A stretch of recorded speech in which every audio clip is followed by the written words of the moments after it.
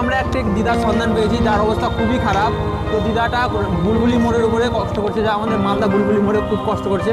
তো একটা দাদা আমাদেরকে ফোন করে বললো যে এরকম এরকম ব্যাপার। তো আমরা রাত্রেবেলা ঘুমিয়ে গেছিলাম, বাজে প্রায় 12:30। যেরকম করে পারলাম তাড়াতাড়ি করে ছুটে উঠে যা জিনিস ছিল আমাদের কাছে বাড়িতে নিয়ে আসলাম, আর দেখি দিদার কী ব্যবস্থা করতে পারি। আমাদের তরফ থেকে যতটা পারবো দিদাকে পুরোপুরি হেল্প করতে, রাত্রেবেলা দিদা খুব ভালোভাবে ঘুমাতে পারে।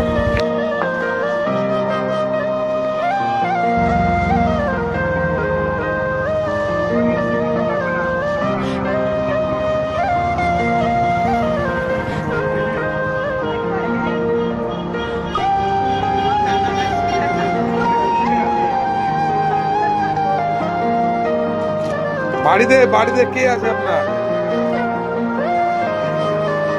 আর কেউ নাই?